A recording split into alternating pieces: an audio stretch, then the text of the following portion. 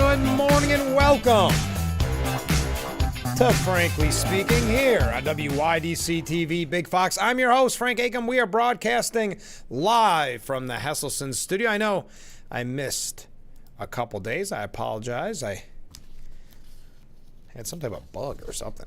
But it's good to be back. I hope we still got it here. I think that's the longest we've been out of the Frankly Speaking studio. So I do appreciate everybody sticking with us, sending in waves, even though I was not here. And what perfect time to come back. Right in time for the big, beautiful bill to pass the Senate. So we're going to be talking about that. We've got quite a few New York State updates as well.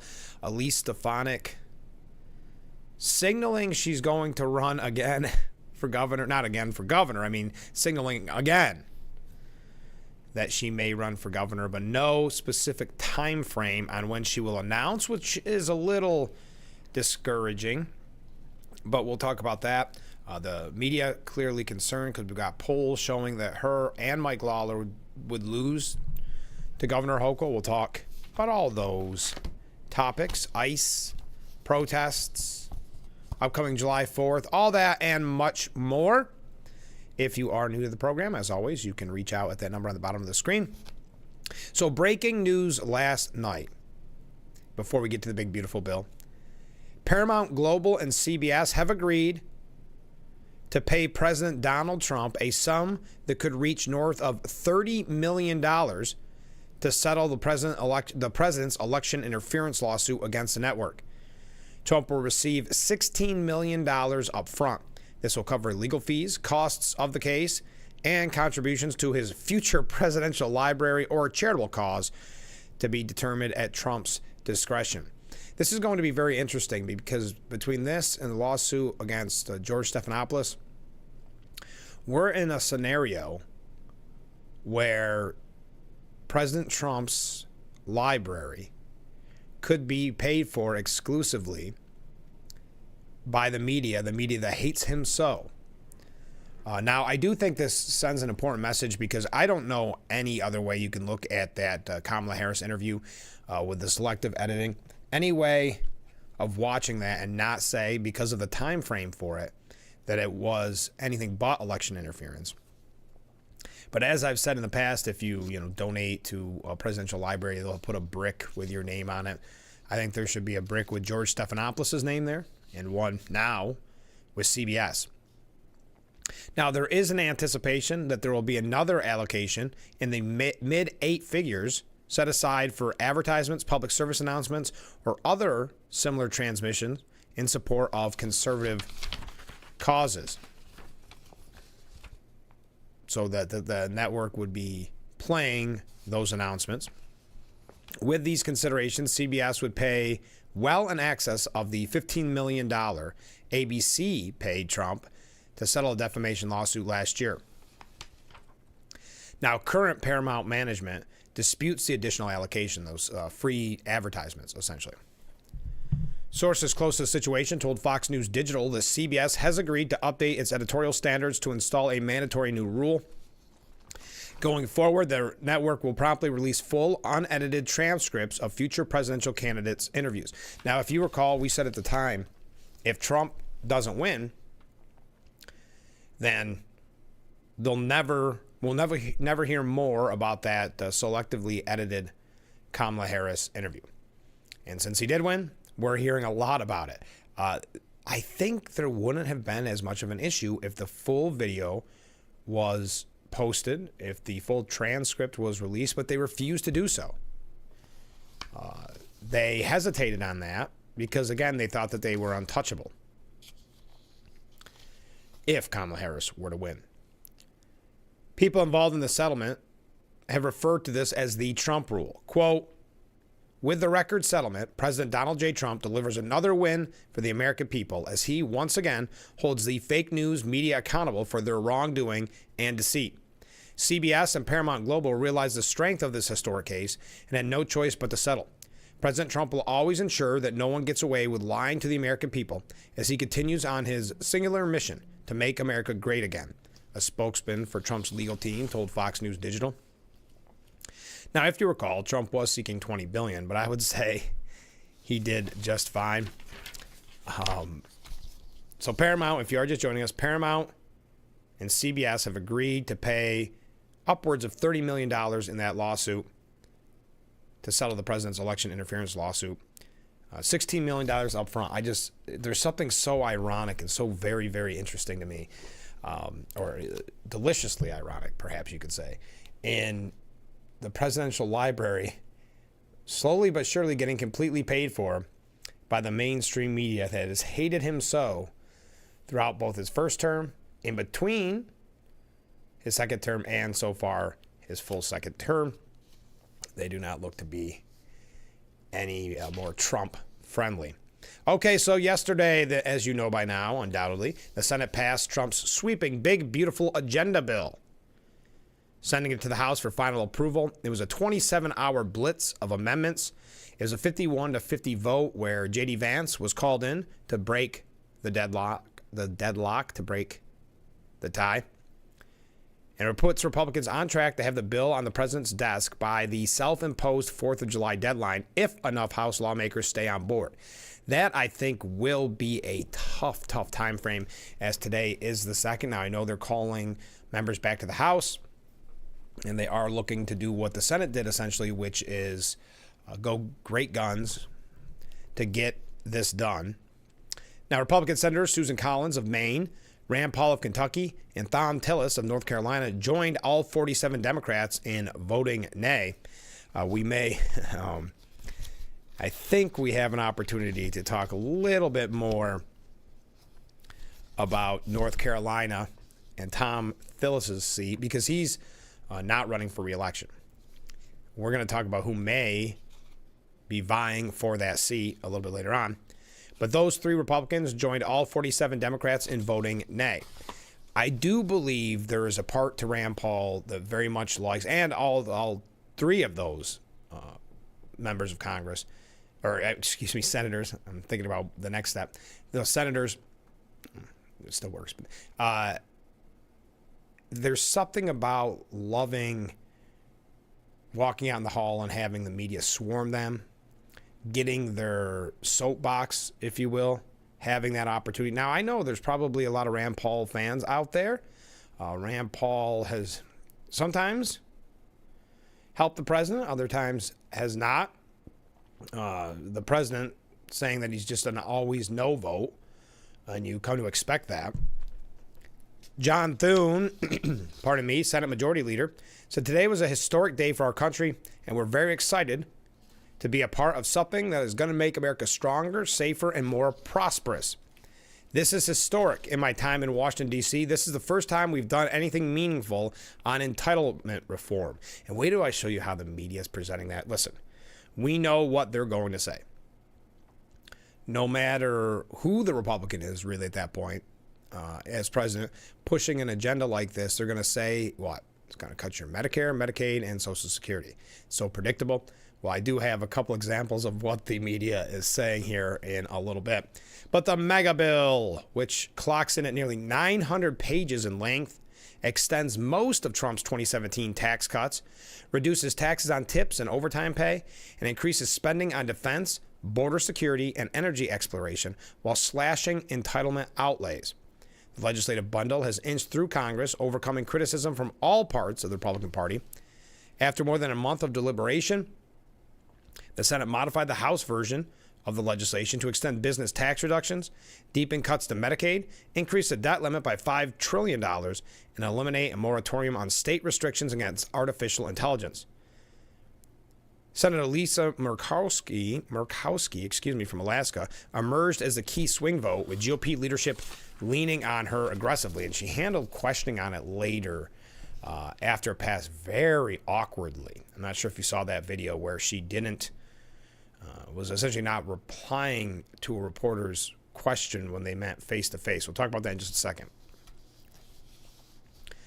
And they even tried to exempt the last frontier, Alaska, from some spending cuts to woo her, but those amendments were blocked by Democrats. I had to look on balance, Murkowski said. We do not have a perfect bill by any stretch of the imagination. My hope is that the House is going to look at this and recognize that we're not there yet. Before the vote, fiscal hawks like Ron Johnson grumbled over the One Big Beautiful Bill Act's impact on the deficit, even threatening to derail its passage. Eventually, leadership agreed to deepen cuts to Medicaid from the version that passed the lower chamber last month, easing Johnson's concerns. I'm convinced they're committed to returning to reasonable pre-pandemic spending, and I'll be highly involved in a process to achieve and maintain it, said Johnson. Leadership was also forced to grapple with moderate Republicans who were uneasy over reforms to Medicaid and the Supplemental Nutritional Assistance Act, or SNAP, food stamps. Josh Hawley saying we can't be cutting health care for working people and for poor people in order to constantly give special tax treatment to corporations and other entities. Boy, that didn't sound much. I like Josh Hawley, but that didn't sound very Republican-esque, did it? He did end up backing the bill, though, in his fairness. And they somehow, the House GOP, remarkably, Mike Johnson doing a fantastic job in the House, and Thune doing a great job in the Senate, keeping enough moderates. There's so many different factions of the Republican Party right now. It's not an easy job. You would think having the majorities would make it easy. We have seen time and time again that is not the case. Now, another dilemma has been a 10-year moratorium against state regulations of artificial intelligence, which has been nestled in the House version. That had kind of seemed like the deal breaker for Marsha Blackburn and drew opposition from House Republicans such as far-right Representative Marjorie Taylor Greene, who discovered that provision after it passed the lower chamber. After negotiations and a collapsed compromise deal, the Senate decided to strip the AI regulation language completely. The last-minute change and revisions led Republicans to break a record for the most votes during the so-called Vote-A-Rama amendment process, with 49 divisions held on amendments and motions. The prior record, 44, was set during a budget debate in 2008. Even John Fetterman saying, I read yesterday, saying, I just want to go home, which isn't a great look for any elected representative. But yes, let's vote on this and get out of here, basically. Well, 49. So we had the record-breaking speech, not filibuster, record-breaking speech on the House floor that we're told historic by Cory Booker, 25 hours and 5 minutes. So that was highlighted and praised by the media and Democrats and ultimately accomplished nothing. We'll see if the Vote-A-Rama amendment process record will be praised. As again, 49 divisions held on amendments and motions, the prior record 44. All right. So, the Senate Republicans modified the current $10,000 SALT cap to $40,000 for most Americans making below $500,000 per year, a concession that will be phased out after 5 years. Senators had also tweaked the House-passed measure to ensure that key business tax breaks, which were set to expire after about 5 years, were made permanent. All right. So there's a quick look at the One Big Beautiful Bill Act. Your thoughts? We're going to take a look at what they had to say about it in the media. Rand Paul, so many photos of Rand Paul being surrounded by reporters. I think liking that attention. Now, Republicans have been keen on getting the bill passed as soon as possible, with House Speaker Mike Johnson arguing that delays in passing the 2017 Tax Cuts and Jobs Act cost the GOP dearly in the 2018 midterms. Additionally, the bill has been the primary means by which Republicans plan to raise the debt ceiling, which the U.S. was set to hit in August or September. The Senate version approved Tuesday, increasing the debt ceiling by $5 trillion, up from $4 trillion in the House bill. Republicans passed the bill with a simple majority by relying on the Senate reconciliation process, which significantly constrained the type of legislation they could write. All right. So we'll see how this is handled in the House, as it is now being sent back to the House for perhaps tweaks for looking at it. Did you see, though? This is a little bit discouraging. Senate Minority Leader Chuck Schumer forced a name change for President Trump's big, beautiful bill moments before the legislative package passed the upper chamber of Congress. While Senator Pete Ricketts was chairing the Senate, Schumer raised a point of order against lines 3 to 5 on the first page of the legislative proposal that said, short title, This act may be cited as the One Big Beautiful Bill Act.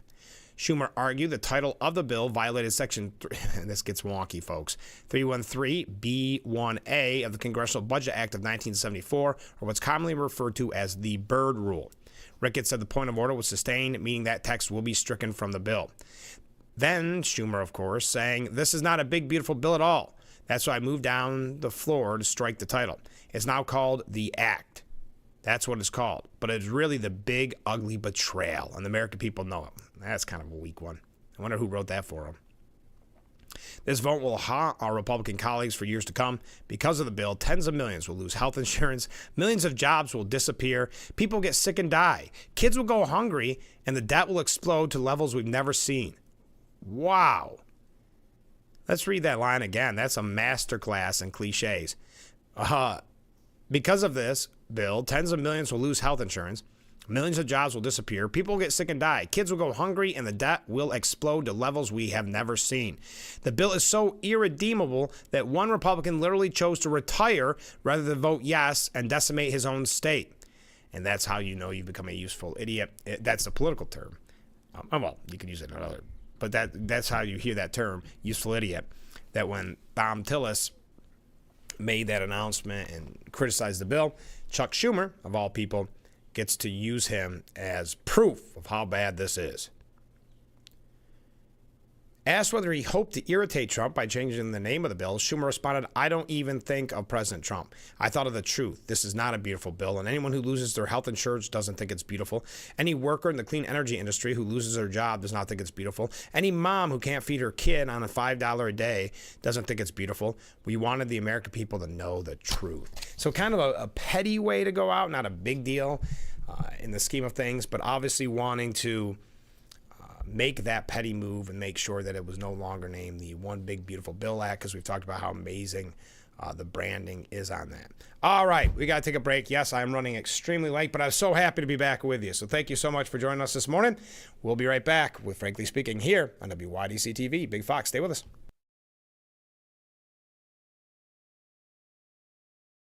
Your tap water is delicious. I know, right? It's this Culligan Smart drinking water system. What do you think is going on in there? I'm smelling a touch of chlorine. Yeah, I'm detecting some PFAS. I'm also getting notes of lead. Perfection. Sending it up. Here we go. Certified to reduce more than 70 contaminants. It's like having your own team of water experts. See the smart difference at Culligan.com.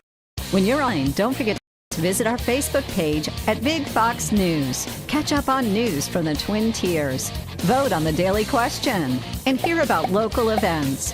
All on Facebook.com/Big Fox News. Hi, this is Tom Witzel, owner of Hesselson's in Amara Heights. At Hesselson's, we care about your well-being and overall health, whether it's relieving stress, muscle recovery, increasing circulation, or just revitalizing the body. Hesselson's now has 2 complete line of infrared and traditional rock saunas in our new and expanded showroom. Come in today and see why owning a sauna is a start of your new healthy lifestyle. Hesselson's is still locally and family-owned and operated in Amara Heights. After 70 years, it's still fun to poke in the corners at Hesselson's.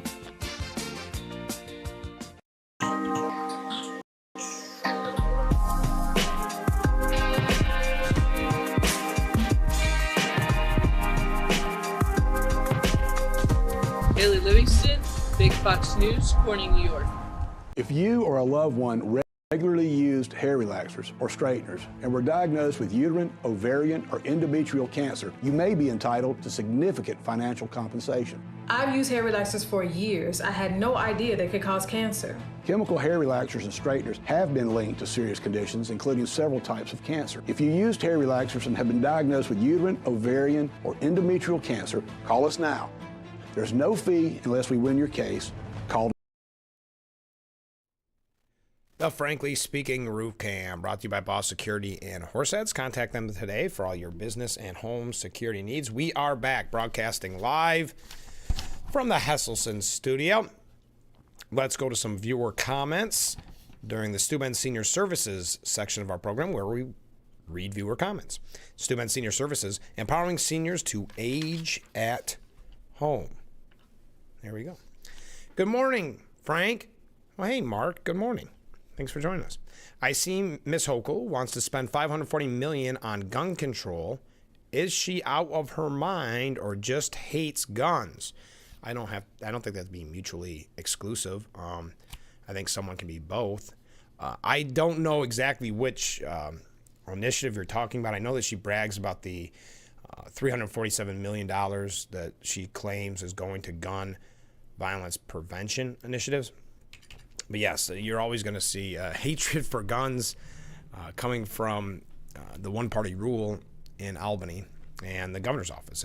She thinks it's a winning ticket because she knows upstate, where it's more rural and gun use is a way of life, whether through hunting, through safety, whatever the case may be. She signals time and time again she does not care about upstate because she knows the votes aren't going to come from our area. So, comment from a different viewer. Good morning, Frank. Well, good morning. Have a great day. Well, you too. Have a great day. Thank you so much. Okay. Senator Lisa Murkowski. I mentioned this quickly because we have to take a break because I just rambled on in the last segment. But Senator Lisa Murkowski silently stared down an NBC reporter asking her about the Big Beautiful Bill Act. This was a tense moment as NBC News reporter Ryan Nobles pressed her on the backlash she faced for her vote on the One Big Beautiful Bill on Tuesday. Reporter Ryan Nobles caught up with Murkowski after she voted in favor of the bill, asking her to respond to criticism from Senator Rand Paul, who claimed that she supported the bill because it was a bailout for Alaska at the expense of the rest of the country. "Oh my gosh," she mumbled angrily before looking at Nobles. "That's what Senator Paul said," Nobles responded. She then stared at Nobles without making a response for more than 10 seconds. Awkward, trying to think of what to say. Nobles reiterated he's starting to feel uncomfortable. "I didn't say it, ma'am. I'm just asking for your response." Murkowski finally answered, saying, "My response is I have an obligation to the people of the state of Alaska, and I live up to that every single day." She added that it was offensive to claim that federal dollars being sent to a state is considered a bailout. "Do I like this bill? No, because I tried to take care of Alaska's interests, but I know that in many parts of the country there are Americans that are not going to be advantaged by this bill. I don't like that. I don't like the fact that we move through an artificial deadline, an artificial timeline, to produce something, to meet a deadline rather than to actually try to produce the best bill for the country. But when I saw the direction that this is going, you can either say I don't like it and not try to help my state, or you can roll up your sleeves." I don't know about that response. Your thoughts? Does that help her case? Wow. Again, I don't know if that makes you look or puts you in the best possible light. Now, on the GOP side, I got a couple minutes here. Mike Johnson is running the House vote on Trump's Big Beautiful Bill amid warring GOP factions, according to Elizabeth Elkind. Now, if you recall, the bill passed the House in late May by just one vote. It'll have a margin of just 3 Republicans to advance it again. Both moderate and conservative House Republicans still had various concerns about the bill as of the weekend, but it's not immediately clear if it will be enough to force GOP leaders to pause their ambitious timeline of getting the bill to the president's desk by July 4th. Yeah, boy, that's going to be tough.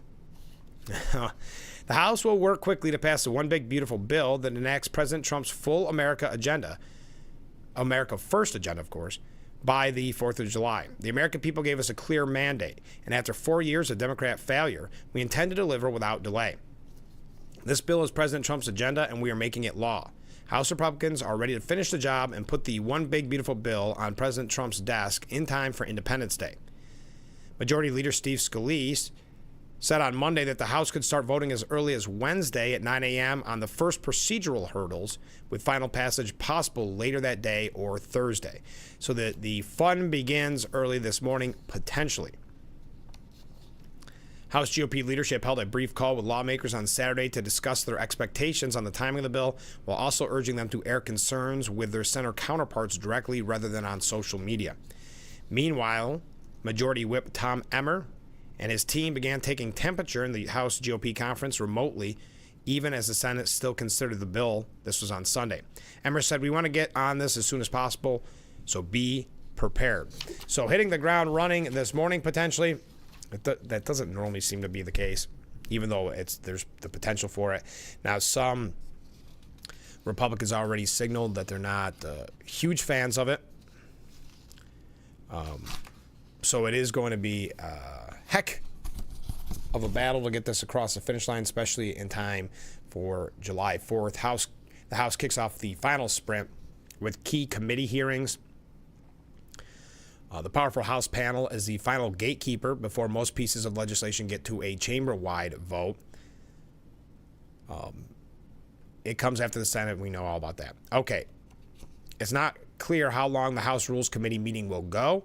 When the panel considers the House's own version of the bill in May, Democrats introduced dozens of amendments to symbolically object to the bill and delay the process. Meanwhile, two conservatives on the House Rules Committee, Representative Ralph Norman and Chip Roy, are among those in the lower chamber raising concern about the bill.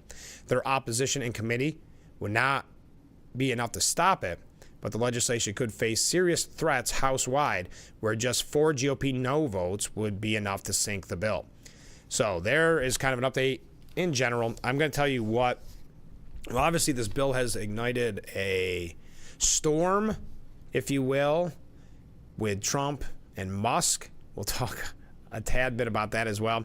We also have, I want to tell you what the media has to say, just showing you CNN and just showing you the bias out there, right? Because they don't want you to know the truth. They don't want you to know what this bill actually does. We talked about it with Congressman Langworthy when he was on the program just a few weeks ago.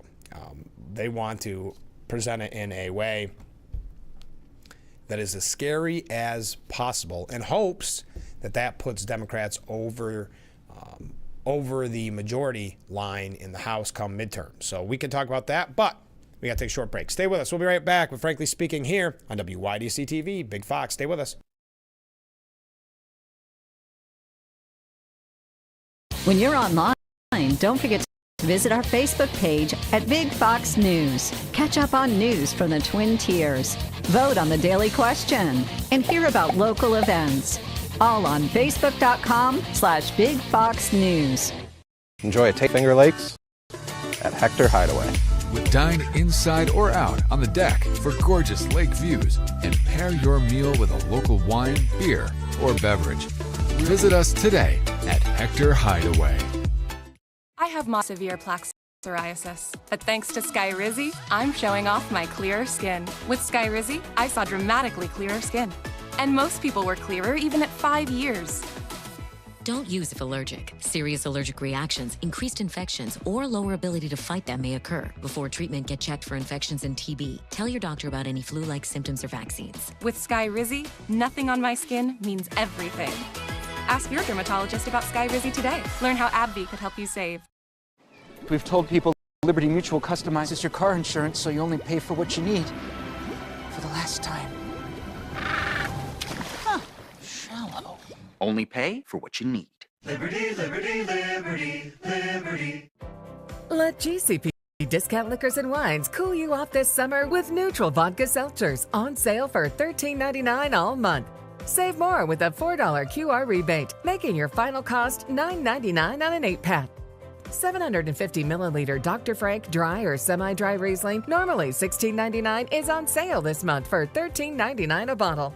GCP Discount Liquors and Wines and Horseheads, the best in service, selection, and price. Catch Twin local news and weather by visiting WYDCTV.com. We've got daily and weekly weather forecast, question of the day, things to do, and more. WYDCTV.com, your website for every. The Frankly Speaking Roof Cam, brought to you by Boss Security and Horseheads. Contact them today for all your business and home security needs. We are back, broadcasting live from the Hesselson studio on Marcus Street in Corning. Let's go to the Steuben Senior Services Fund section of our program where we read viewer comments, and this is a great one, so I'm going to read it a couple times probably. Good morning, Frank. Good morning. Wow, you're back live. Who needs a big, beautiful bill when you have a fine, fabulous Frank? Thank you. Yeah, very kind of you, very overly kind of you, but I do appreciate it. Being back live in the studio, just was a little under the weather. the last couple days. Didn't want to put my colleagues here at the office around that. Okay, so CNN, this is what they had to say about the big, beautiful bill. Whenever there's a headline, here's how Trump's mega bill will affect you. Any kind of wording like that, that's when the red flags go up. Seniors, students, taxpayers, children, parents, low-income Americans, and just about everyone else will be affected by the massive tax and spending bill being hashed out in real time on Capitol Hill. Republicans call it President Donald Trump's One Big Beautiful Bill Act, but there have been several variations. Here's what we know about the Senate bill, who it will affect. People on Medicaid. Millions will lose coverage. See the big headlines from CNN? People on Medicaid. Millions will lose coverage. For many Medicaid enrollees, the biggest impact would be the new work requirement. Certain able-bodied American ages 19 to 64 who are enrolled through the Medicaid expansion would have to work, volunteer, attend school, or participate in job training at least 80 hours a month. The mandate would also apply to parents of children ages 14 and older. In addition, expansion enrollees would have their eligibility reviewed more frequently, would have to pay up to $35 for certain care. Overall, Medicaid enrollees would face other changes since states would receive less federal funding for their program. This could force some states to eliminate certain benefits or tighten enrollment, among other alterations. So does that, every time you read or you tell somebody what the Medicaid reform actually is, they seem supportive of it, which is able-bodied Americans, ages 19 to 64, who can work, are able to work, will be required to either work, volunteer, attend school, or participate in job training for just for just 80 hours a month. It doesn't sound like people on Medicaid, millions will lose coverage. Well, I suppose if they opt out of the work requirement, perhaps. Continuing, people will need help affording food. Fewer will get food. Oh my goodness. That's the exact headline. People who need help affording food, fewer will get that help. More Americans who receive food stamps would have to work to keep their benefits. The bill would broaden the existing work mandate to enrollees age 55 to 64 and parents of children ages 14 and older, as well as to veterans, former foster youth, and people experiencing homelessness. So again, it all boils down to the work provision, which if fewer will get it, that means fewer want to meet that work requirement. I don't see the problem here. Isn't this very similar to what happened during Clinton's term? I don't think this is hated by the American people the way the media and the left are hoping it will be. Continuing with these big headlines and the takeaways from the bill. People with Affordable Care Act policies, more difficult getting covered. More difficult for you to get Obamacare, essentially Obamacare. People who are on Medicaid, Obamacare, or SNAP may still feel the cuts. Just because you aren't on Medicaid doesn't mean your health care wouldn't be affected by the bill. Hospitals are warning that the steep cuts to Medicaid could force some hospitals, particularly rural locations, to close their doors, limit service, and reduce staff. Next up, state governments would have to pick up the slack.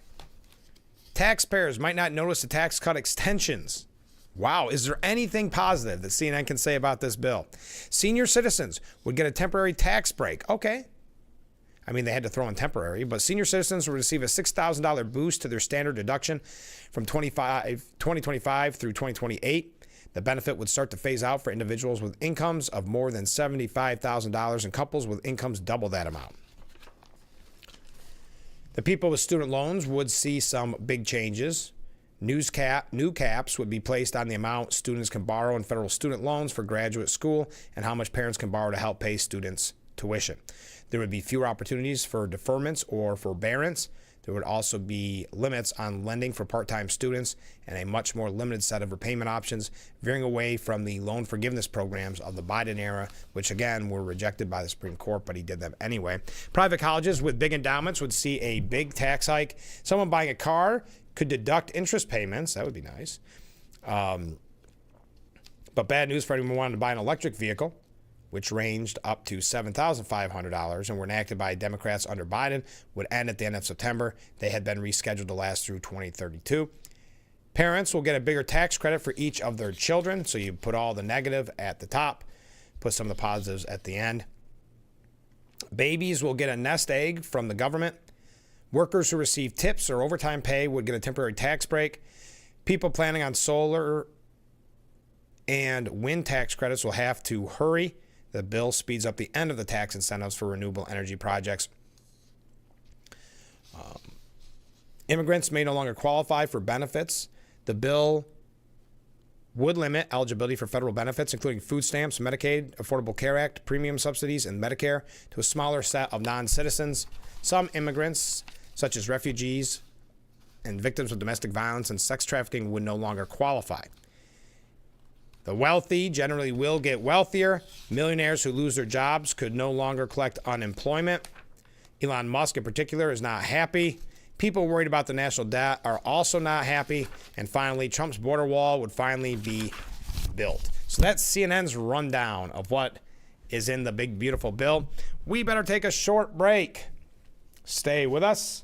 What's your thoughts on the big, beautiful bill? We're not going to talk about this all morning. I know it's the major topic of the day.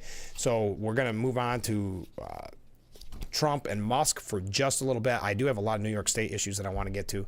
Some ICE issues, the protests, all that, much more. Stay with us. This is Frankly Speaking here on WYDC TV, Big Fox.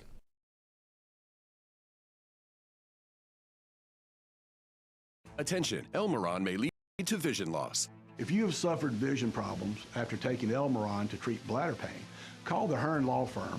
Elmeron may be responsible for your vision problems, and you may deserve compensation for your injuries.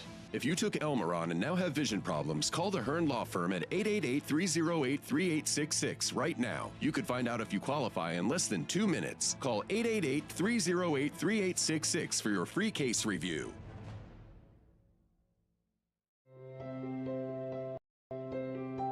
I'm Daniel Rowe, Sergeant in the United States Marine Corps.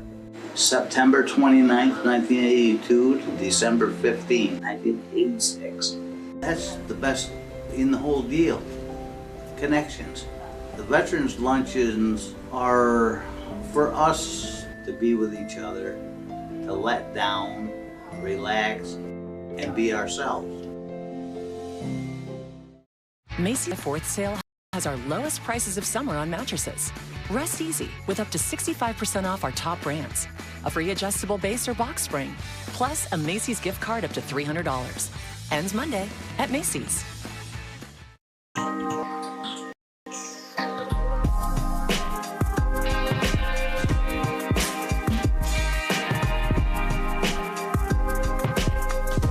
Haley Livingston, Big Fox News, Corning, New York.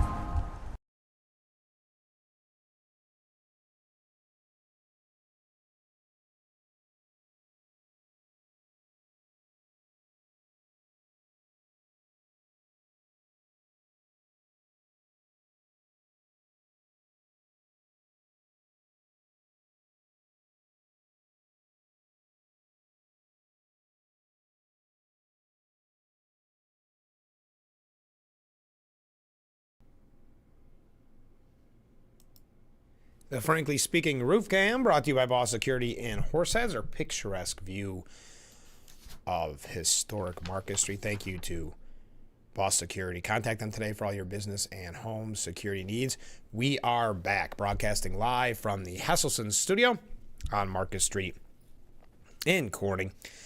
Trump is now threatened to deport Elon Musk as the feud reignites. We'll have to take a look, he told reporters when asked about a deportation possibility.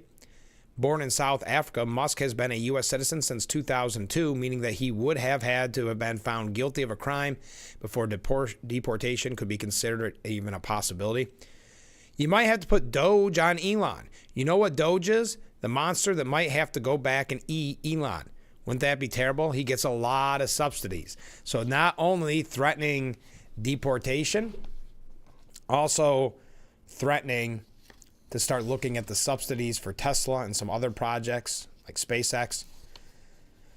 Trump lashed out at Musk, who inspired Doge, after the Tesla boss renewed his criticism of the One Big Beautiful Bill Act, on which much of Trump's domestic policy agenda hangs, calling it utterly insane and political suicide. Trump posted earlier on Truth Social, Elon may get more subsidies than any human being in history by far, and without subsidies, Elon would probably have to close up shop and head back home to South Africa.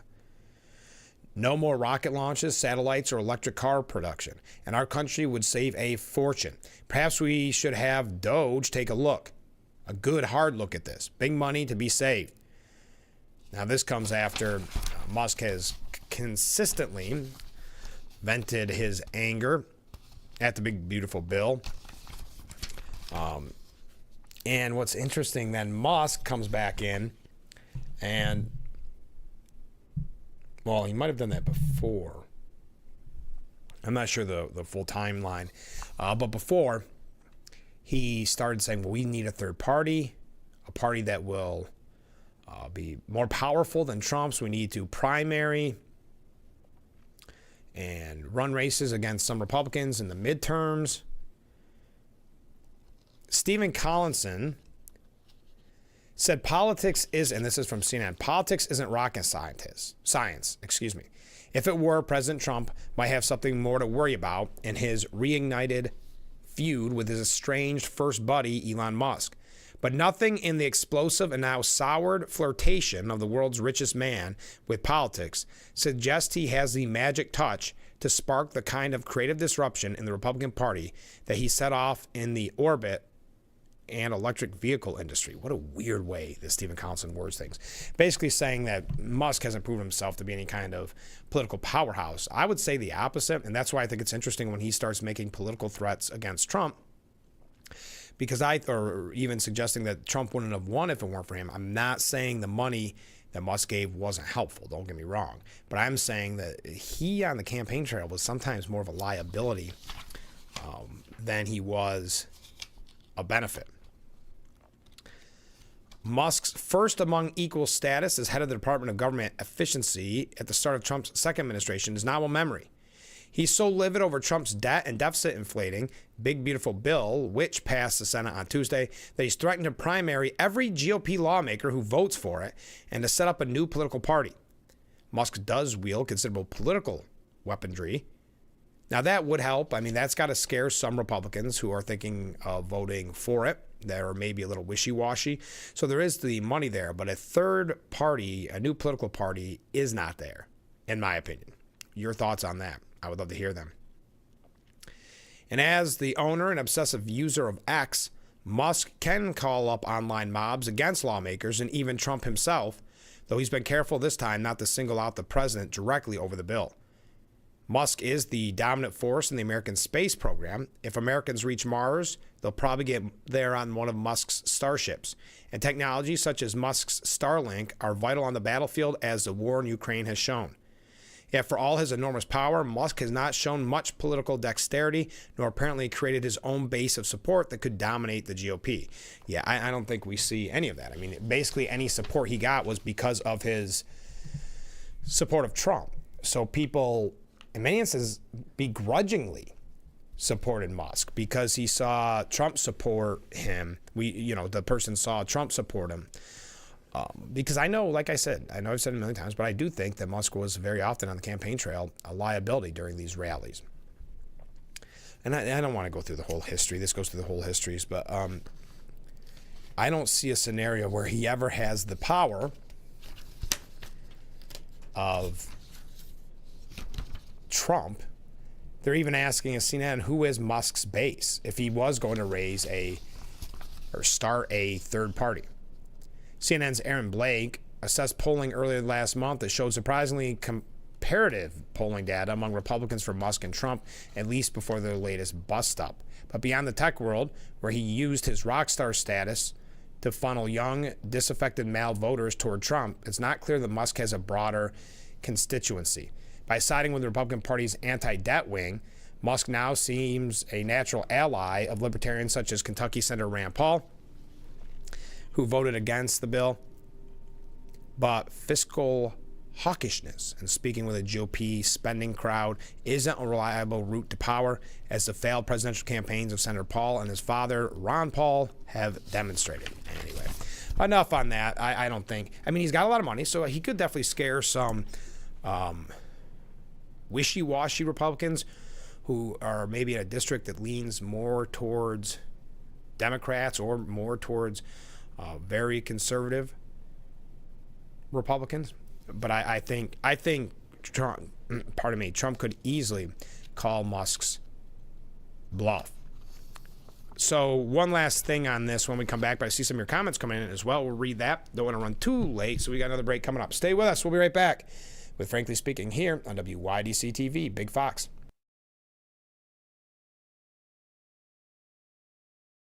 The new How to Train Your Dragon menu is now at BK. Get it before it disappears. Ooh, toothless. Bold, tasty, and dangerously delicious. How to Train Your Dragon, only in theaters. Every great performance starts with a great night's sleep. Thanks to new Natrol Sleep and Restore, which helps me be this me, this me,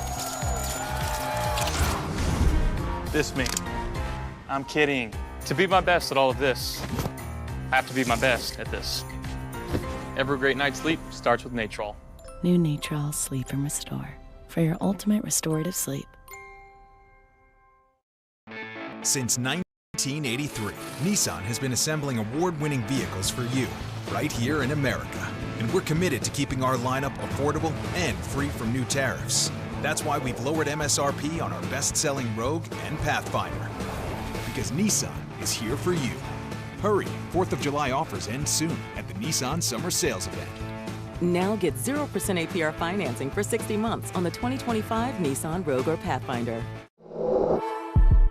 Catch Twins local news and weather by visiting WYDCTV.com.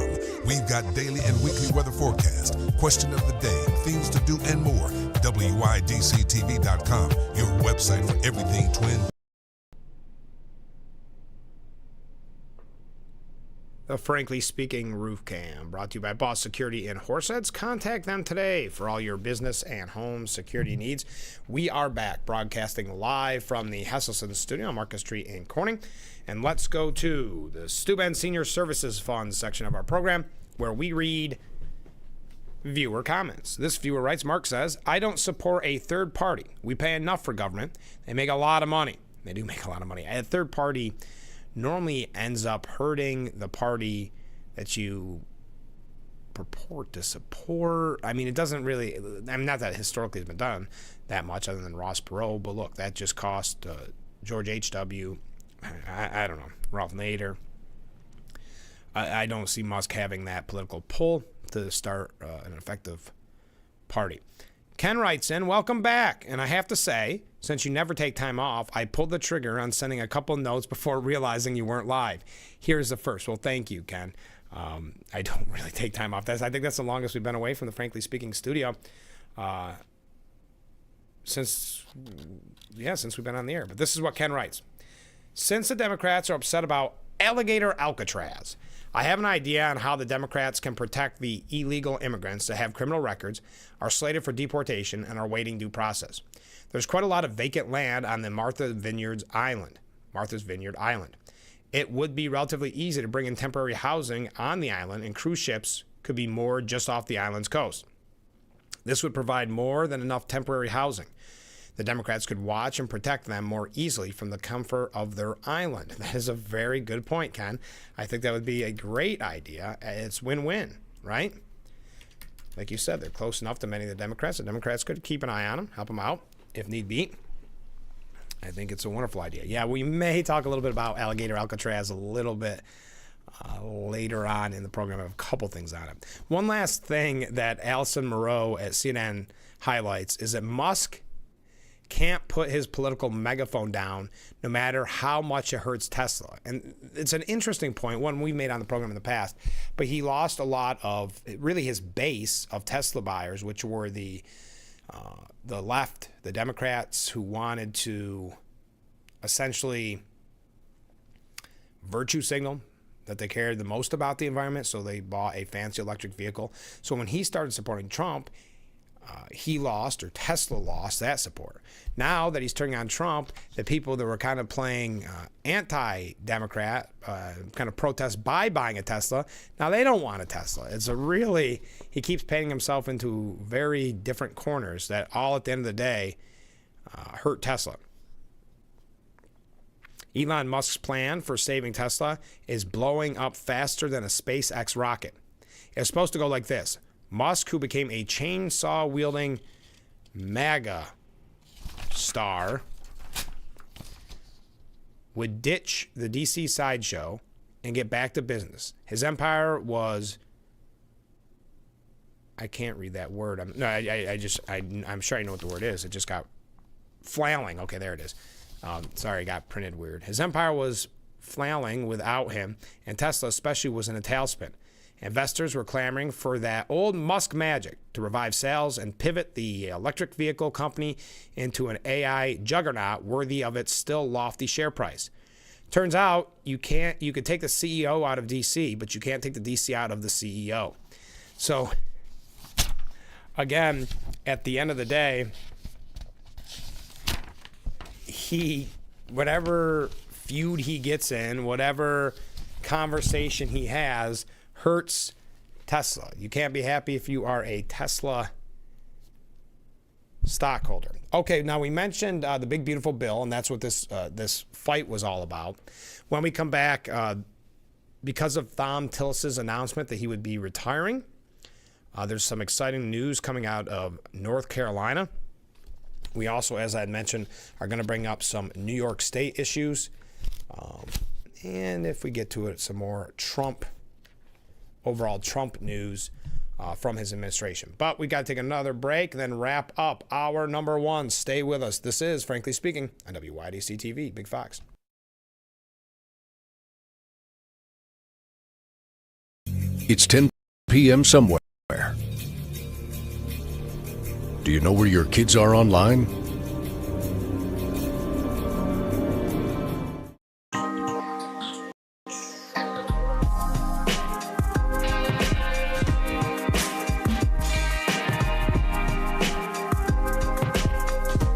Haley Livingston, Big Fox News, Corning, New York. When I'm in Elmira and Corning, I watch Big Fox. Stay updated on Twin Tiers local news by visiting WYDCTV.com. We've got it all on our website. Daily and weekly weather forecast, question of the day, things to do, and more. Follow us today at Big Fox News on Facebook, YouTube, Instagram, and X. WYDCTV.com, your website for everything Twin Tiers local. WYDCTV.com. You or a loved one regularly used hair relaxers or straighteners and were diagnosed with uterine, ovarian, or endometrial cancer, you may be entitled to significant financial compensation. I've used hair relaxers for years. I had no idea they could cause cancer. Chemical hair relaxers and straighteners have been linked to serious conditions, including several types of cancer. If you used hair relaxers and have been diagnosed with uterine, ovarian, or endometrial cancer, call us now. There's no fee unless we win your case. Call today.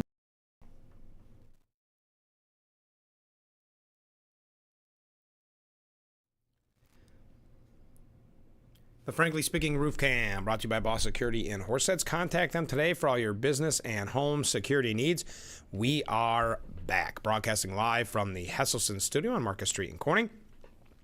We've got another viewer comment, which we read during the Steuben Senior Services Fund section of our program. And Ken writes in one that I missed while I was away. Thank you, Ken. Once again, I had to laugh when listening to Deface the Nation. Brennan interviewed Scott Gottlieb, former director of the FDA. He talked about the FDA being taken in the wrong direction by RFK Jr. He and Brennan forgot to mention that as a board member for Pfizer, he makes $150,000 a year with stock options, and in 2020, 2022, his total compensation as an independent advisor for Pfizer was over $500,000.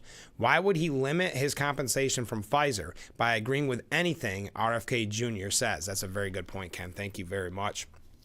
Yeah, it's a little conflict of interest in that interview for sure, for certain. So Thom Tillis is retiring, and who could be running for his Senate seat? Laura Trump is finally considering a Senate run. Donald Trump has a line he likes to use on Laura Trump. She's the only person he knows that has twice had the chance to be a senator and has twice passed it up, according to her own telling of the story. Now she has a third opportunity.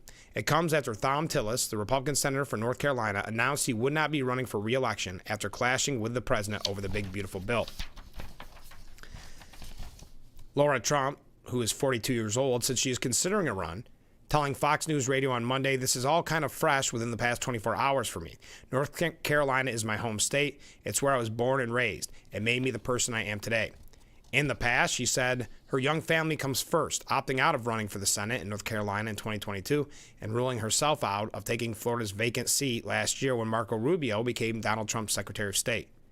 But as a North Carolina native who knows the issues and rivalries that drive state politics, and with the ear of a president at the peak of his power, she may not be getting a better opportunity anytime soon. A source who knows the family said, "How many times do you get the chance to be a senator? You can't really turn it down a third time." Yeah, then it's almost as if you've lost all three times. "There's a genuine feeling that she's one of us," said Jonathan Feltz, a Republican consultant. That combined with the 100% name recognition and the ability to raise money, that's a nice advantage. Well, Donald Trump, of course, reveals his first choice for that seat, and that would be daughter-in-law Laura Trump. That would be, quote, his first choice. Somebody that would really be great is Laura. She grew up there. He told reporters on Air Force One when asked if he would want who he would want to replace Tillis in the Senate with. Trump acknowledged that one potential complication would be that Laura and her husband, first son Eric Trump, currently live in Florida and not the Tar Heel state. They have a very good life, and they know they're great people. She did fantastically running the RNC. She even got a show that's like the #1 show.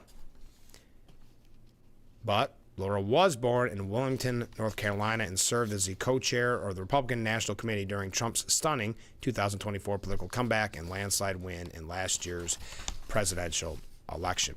And she has that show on Fox News, My View with Laura Trump. So that'll be interesting to see how that plays out. She seems to have an interest there.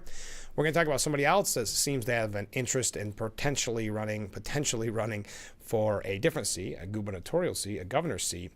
That'll be coming up in the next hour. Hard to believe hour #1 is in the books. Thank you so much for joining us.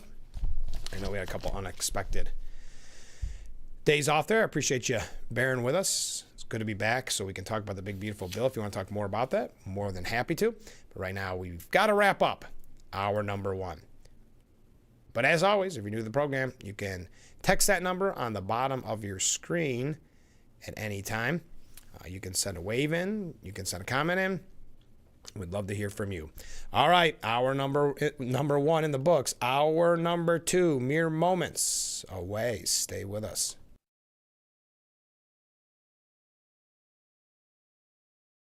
What better way to start or end every day than relaxing in your very own Hesselson's hot tub? Massage therapy, relaxation, stress reliever, pain management, soothing muscles, or just spending time with a loved one.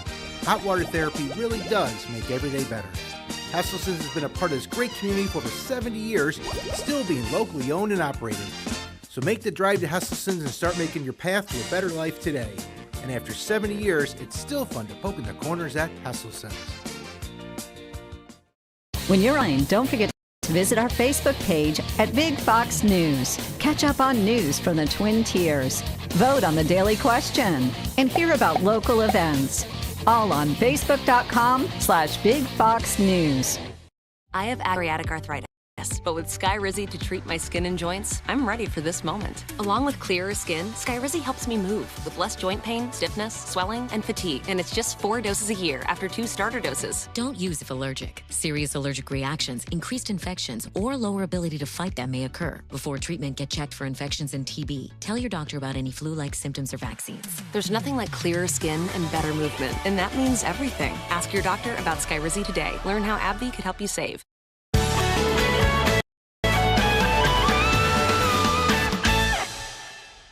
Catch Twin Tiers local news and weather by visiting WYDCTV.com. We've got daily and weekly weather forecast.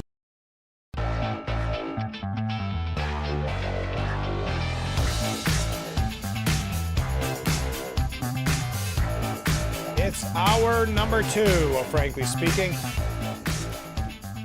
here on WYDC TV Big Fox. I'm your host, Frank Acom. We are broadcasting live from the Hesselson studio on Marcus Street in Corning. Something to note before we get into New York State issues, and feel free to weigh in on the big beautiful bill, weigh in on Paramount and CBS settling that lawsuit for at least $16 million with President Trump, $16 million going to legal fees and the like, but also going to what's left over to the presidential library, which is something I love about that. But something to note coming from Fox News, local and federal authorities across the country are likely preparing for potential threats during the 4th of July celebrations this week, amid tensions between the United States and the Middle East, according to U.S. Secret Service agent. Tensions escalated on June 22nd when the U.S. military bombed 3 key nuclear sites in Iran, according to the Trump administration officials. Due to the Iran conflict, the Department of Homeland Security has a national threat advisory system, and as of June 22nd, we are at a heightened threat environment. Michael Verdin, founder and CEO of the Lake Forest Group, said, it's a security firm, that level will stay in place until September 22nd, and it could be extended based on the conflict in Iran. Basically, what it boils down to is 4th of July activities and also travel. You'll see increased security and precautionary measures, and they'll be on a heightened threat environment level. The likelihood of violent extremists in the homeland independently mobilizing to violence in response to the conflict would likely increase if Iranian leadership issued a religious ruling calling for retaliatory violence against targets in the homeland. So you could potentially see during some of these celebrations issues. Multiple recent homeland terrorist attacks have been motivated by anti-Semitic or anti-Israel sentiment, and the ongoing Israel-Iran conflict could contribute to U.S.-based individuals plotting additional attacks. So keep that in mind for your own safety. Lone wolf terrorist threat this weekend for the July 4th weekend and beyond. Okay, let's get to some New York State issues. First off, I wanted to mention, I'm sorry, I'm just looking to see if I have it in order. Okay. First off, I wanted to mention this a little late to the game. I received this the other day, but of course I wanted to highlight it because I think it's such a great thing. Senate Assembly, a resolution, the New York State Senate Assembly resolution was presented to Michael Watson, longtime Corning Police Department dispatcher, upon the occasion of his retirement after 30 years of service. So congratulations to him. State Senator Tom O'Mara and Assemblyman Phil Palmisano recently recognized the retirement of longtime Corning Police Department dispatcher Michael Watson upon the occasion of his retirement from the department following 30 years of service. Palmisano attended a retirement party for Watson on last Thursday, where he presented a legislative resolution he sponsored together with O'Mara, paying tribute to Watson's career with the Corning Police Department over the past 3 decades. Watson's last day with the department was on June the 26th. Now, I thought I would show you the great photo from that event. That, of course, Michael Watson at the retirement party. You have Kenzie Spaulding, the police chief, of course, Mark Reichman, city manager, and, well, Michael Watson, like I said, and then Assemblyman Phil Palmisano. I think you know Phil. I think you know all of the people in that photo. So the resolution was adopted earlier this year by the full New York State Senate and Assembly. It reads in part, for the past 30 years, Michael Watson rendered faithful and valuable service to the Corning Police Department in his capacity as dispatcher. Michael Watson served with loyalty, honor, and distinction and brought a patient and calming presence to the Corning Police Department. In his official act, Michael Watson was governed by a keen sense of duty and always showed a unique grasp of human problems. During his tenure, he earned the admiration, esteem, and affection of his colleagues.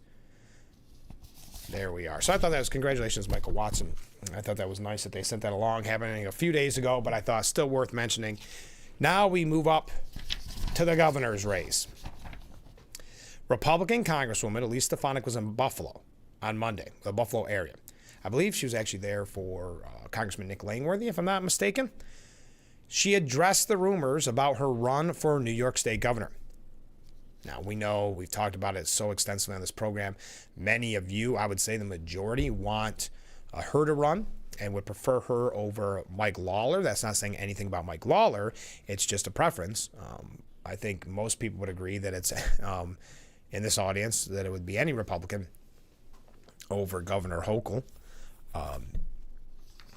So she was at a fundraising luncheon in Erie County, and she said, "I used to say Andrew Cuomo was the worst governor of America, and I never thought anybody could top it. Kathy Hochul makes the impossible possible. She's even worse than her predecessor, and that is saying a lot." Representative Stefanik then went on to say, it's not a question of if she's running for governor, but it's a question of when she makes the announcement. Unnamed sources close to her campaign told other media outlets last week that an early announcement would be a way to box out Republican Congressman Mike Lawler from running. Yeah, but it's not early. I've got to say, it's not early as of now. I mean, Lee Zeldin, you could argue, was early. That would have been in April, the year before his run. And I think that helped him out and was very beneficial to him. So the year before the vote, I should say. So that would have been April of this year because the election coming up in November of next year. Lawler and Stefanik are seen as most likely candidates to win a Republican primary if they were to run. Lawler was first linked to a potential 2026 run for the governor's mansion when Stefanik was nominated as the United States ambassador to the United Nations. We know all about that. Her nomination was pulled. There's some concerns because you're starting to see polls that suggest that they couldn't win. Lawler couldn't win, Stefanik couldn't win, but we saw the numbers early on before Stefanik, and Stefanik still has not officially announced, saying it's not a matter of when, it's not a matter of if she's running, it's a matter of when, which is essentially an announcement, but again, it's not as well. It's not officially. But we had that poll a couple months back that showed that she was within 1 point of Governor Hochul, and that's before she'd even declared. This says here, Stefanik joined Congressman Nick Langworthy at the event held in West Seneca, where the two rallied GOP supporters around a shared goal, turning Erie County red and ousting Governor Kathy Hochul. Stefanik signaled her 2026 gubernatorial bid to save New York State. "This truly could be our last shot at saving New York, but it's worth fighting for," Langworthy said during his remarks. Many in the room were already pointing to Stefanik as the Republican Party's likely candidate for governor. She didn't announce a campaign, but made it clear that an announcement is coming. So this is a quote in a different outlet, but still worth quoting. "It's not a question of if, it's a question of when I announce at the time and place of my choosing. So I want to ask you all today to join us in the effort to save New York State once and for all and fire Kathy Hochul in 2026, starting right here in Erie County." Republicans have been very vocal about making Erie County a key battleground in the next gubernatorial race. In 2022, Governor Hochul defeated Republican candidate Lee Zeldin in Erie County by more than 19,000 votes. Still, Langworthy says that's exactly why the focus needs to stay here. This is a critical county to win statewide. If Elise moves forward with this campaign, this will be ground zero. She also claiming, this is now Stefanik, saying we are going to win Erie County. No state has moved more in the Republican direction. In New York State, look at President Trump in 2024. More than any other state, New York voted more Republican. If you look at Lee Zeldin, his effective campaign in 2022, Lee Zeldin came within 6 points. We're now polling only 4 points down, and that's without even launching a campaign. New Yorkers are ready for a new generation of leadership. They see the failure of Kathy Hochul and single-party Democrat rule, said Stefanik. Now, again, re-election for that governor's race, Hochul's re-election race. The vote for governor, I don't know why I'm saying it so strange, just because I saw it on one of the lines here, is next year, next November. But signaling that it looks like it's going to happen. So buckle up. I know a lot of people have said that the check that they will receive from the inflation, what was it? The inflation reduction, no, inflation rebate check. That's the word I'm looking for. That check from Governor Hochul is going to go directly to Elise Stefanik's campaign. I like that idea. But as I said, you could tell they're concerned because an early look at next year, according to Siena, Hochul leads 3 potential Republican challengers by 20 to 25 points. Hochul does not hit 50%, and more than 1/4 of voters are undecided. Hochul maintains huge leads over Delgado and Torres with Democrats. Those are 2 Democrats that could potentially primary her. Stefanik has a large lead over Lawler and a huge lead over Blakeman with Republicans. Majorities continue to support. Oh, we don't have to go through all that. Hochul leads Bruce Blakeman 44% to 19%. She leads Elise Stefanik 47 to 24%, and she leads Representative Mike Lawler 44% to 24%. I just don't. I find those numbers hard to believe. So she, in theory, Hochul would get 47% of the vote, where Elise Stefanik would only get 24% of the vote, according to this poll. 1 year out from potential gubernatorial primaries, Democrats overwhelmingly favor Hochul, 49%, over Lieutenant Governor Antonio Delgado, 12%, and Representative Richie Torres at 10%. Little change from May, and we don't need to go through all that. Now, I don't think I believe that. That poll sounds unlikely to me, but that seems to be what they are suggesting. Even though we've seen polling that shows that the Stefanik is in really close distance with Hochul, and Stefanik hasn't even declared. But you do see, and this is something we have to take into effect, because we've seen Trump make huge inroads, and Republicans in general make huge inroads in New York. You still have to remember what we're seeing in the city, because there was huge turnout for a socialist candidate who ultimately won. If you look at those numbers, and we'll get to them when we come back, Zoran Mamdani secured more New York City Democrat primary votes than any Big Apple Democrat had in over 30 years, while toppling former disgraced governor, Andrew Cuomo. So your thoughts on Stefanik running but not officially declaring quite yet? Who knows? Maybe someone in this audience was at that fundraiser. If you were, I'd love to hear about it, how it went. But we've got to take a short break. Stay with us. This is Frankly Speaking here on WYDC TV, Big Fox. We will be right back. I'm Marianne Crawford. I've lived here for 70 years, but I do fine right here in my house, and I want to be here as long as I can be.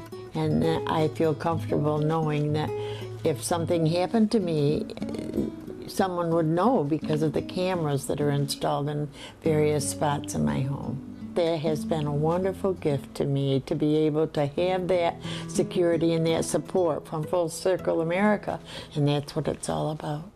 Hey, this is John with John's Tree Service. Spring is here and summer is coming. Do you have a tree in your backyard that just doesn't look nice? Kind of makes your property look a little rough? John's Tree Service, licensed, insured, locally owned, and rated A+ with the Better Business Bureau. Do you have a monster tree in your backyard? Is there no access to it? Can it not be climbed? Is it too dead? We can put our crane and reach over your house and pull that tree down, do it in a safe manner. Coming to a neighborhood near you to service all your tree needs. Call today at 607-377-6513. But you want to save hundreds when Liberty Mutual customizes your car insurance. That's great, but can you ask your friend to stop digging into the green? I can ask, but he's not going to. Only pay for what you need. Liberty, liberty, liberty, liberty. Confidence isn't given, it's built. One choice, one moment, one step at a time. How you feel is how you play. It starts with a click. Invisalign. Attention, Elmaron may lead to vision loss. If you have suffered vision problems after taking Elmaron to treat bladder pain, call the Hearn Law Firm. Elmaron may be responsible for your vision problems, and you may deserve compensation for your injuries. If you took Elmeron and now have vision problems, call the Hearn Law Firm at 888-308-3866 right now. You could find out if you qualify in less than 2 minutes. Call 888-308-3866 for your free case review.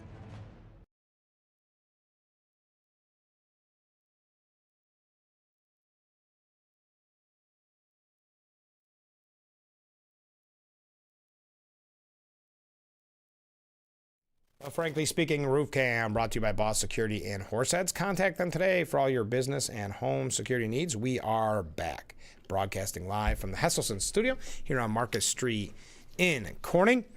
Let's go to the Steuben Senior Services Fund section of our program where we read viewer comments. This viewer saying, maybe Elise Stefanik is trying to spend summertime with her family before it gets busy with the governor's campaign. An announcement during the state fair might be a good move. I understand your point there. I do. It's just that we always seem to get in a little late. And now Stefanik has an advantage that most Republicans don't. She has more name recognition than is typical because of her support by Trump and her time with Trump. So she does have that going for her. But the theory has always been the earlier the better. Many Republicans believe, because it doesn't happen, but do believe that if you get out earlier, you can get your name out there, you can get more publicity, more time to let voters get to know you. Because Republicans often know this could, again, be different than in Stefanik's case, as she's such an amazing fundraiser. But very often, Republicans are dealing with no real war chest and very little name recognition. So they need that extra time to kind of hit the ground running, so to speak. But that's what it's looking like to me at this point. It could be end of summer. I have no reason to know that. I mean, she said if she's going to make the announcement at the time of her choosing and all that. And I get that. That's up to her. I just wish we had an idea. But yeah, I could see it after Labor Day type scenario, or to your point, at the state fair. There may be something there. We were talking about, though, the overcoming that uphill battle of the far left in New York. So Zohran Mamdani secured more New York City Democrat primary votes than any Big Apple Democrat had in over 30 years. He toppled Cuomo 56-44 after just 3 rounds of ranked choice voting, according to calculations by the city of election, or the Board of Elections for the city. I know that the ranked choice gets a little confusing, I understand, but he snagged 117,000 more votes than Cuomo, and a total of about 545,000 votes, the most in Democrat mayoral primary since 1989, when David Dinkins snagged some 547,000 against incumbent Ed Koch in a non-ranked choice election. Mamdani's primary win was essentially locked up last week after he easily toppled Cuomo in the first round of voting by more than 70,000 votes. But he widened his lead in the later rounds of early voting as more votes were transferred to him from other candidates, garnering another 100,000, while Cuomo only grabbed an additional 54,000. So it's a huge win. This is one of the issues that we have in New York, because yes, upstate New York would love to support either Stefanik or Lawler, would love to support the Republican for governor. Having said that, and they will support, but at the end of the day, if we have huge turnout like that for, in this case, a socialist, an avowed socialist, it's not even name calling, an avowed socialist, we've always got to keep that in the back of our mind when we're talking about the state of politics in New York. Now, Trump went after Mamdani the other day. The president falsely questioned, according to ABC News, his citizenship and threatened to arrest him over ICE operations. The president continued to allege the 33-year-old Democrat socialist is a communist while talking to reporters Tuesday at the new so-called Alligator Alcatraz, which we may talk about in just a little bit. But when asked by a reporter what his message is to Mamdani, after he said in a victory speech following the New York City Democratic mayoral primary that he would stop masked ICE agents from deporting our neighbors, Trump responded, well then, we'll have to arrest them. Look, we don't need a communist in this country, but if we have one, I'm going to be watching over him very carefully on behalf of the nation. A lot of people are saying he's here illegally. We're going to look at everything. Ideally, he's going to turn out to be much less than a communist, but right now he's a communist. That's not a socialist. Born in Uganda, Mamdani has lived in the United States since he was 7 years old and became a naturalized citizen in 2018. As he departed the White House earlier Tuesday, Trump continued his attack on Mamdani in the wake of the primary, calling him a total nut job and bad news. I think I'm going to have a lot of fun with him, watching him, because he has to come right through this building to get his money, he said after threatening to withhold funding from New York if Mamdani doesn't do the right thing. Mamdani responded to Trump in a statement on Tuesday, calling his remarks intimidation. His statements don't just represent an attack on our democracy, but an attempt to send a message to every New Yorker who refuses to hide in the shadows. If you speak up, they will come for you. We will not accept this intimidation. When asked about the comments from Trump on social media calling him a communist lunatic in an interview with ABC News last week, Mamdani shrugged off the name calling, saying he'd encourage Trump to learn about his policies and that he'd work with Trump on affordability but would resist the president's deportation plans. We know that Mamdani wants free groceries or government-run grocery stores. He's made some pretty far left radical statements in the past. But President Trump suggesting he could be here illegally.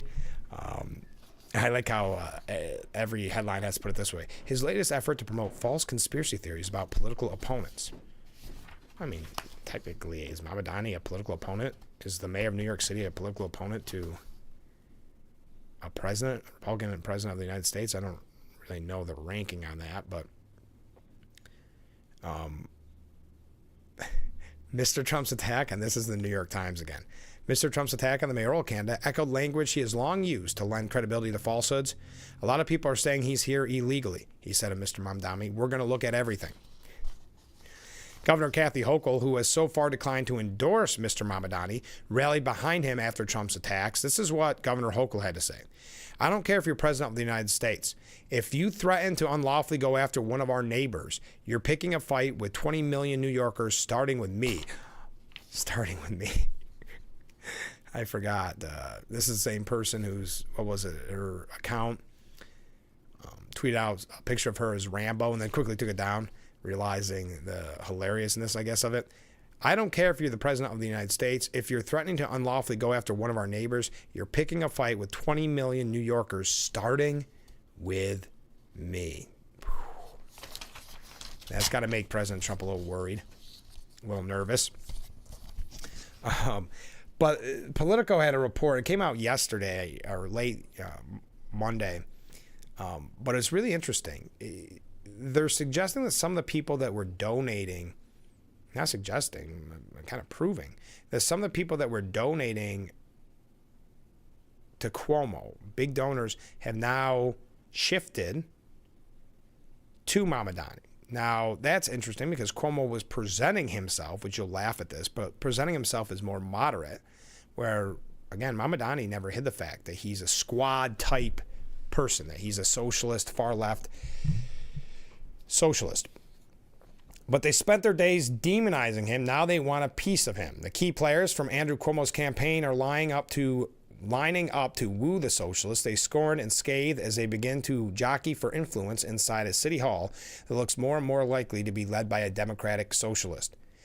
Leaders of Tusk Strategies, a political consultant firm whose top executives played key roles in the former governor's mayoral campaign, are warming up to Zoran Mamdani. At the end of the day, it all boils down to money, right?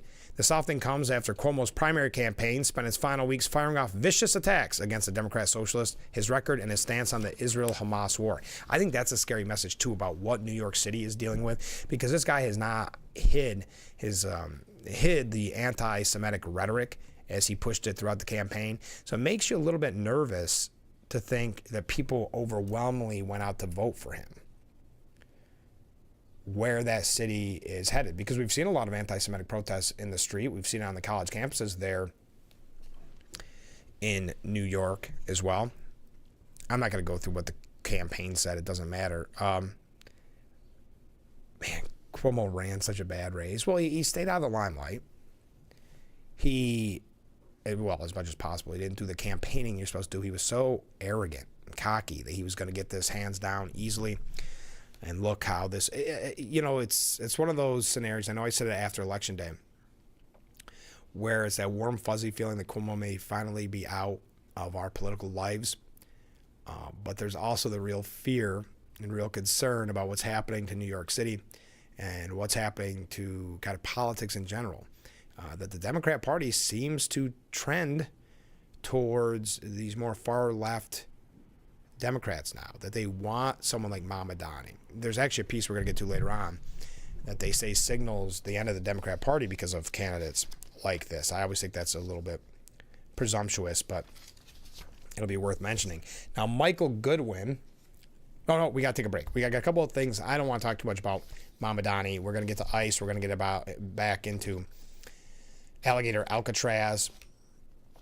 I do actually have a couple other things about anti-Semitism if we get a chance to get to it. But I've got to take a short break. Stay with us. We'll be right back with Frankly Speaking here on WYDC TV. Big Fox. Stay with us.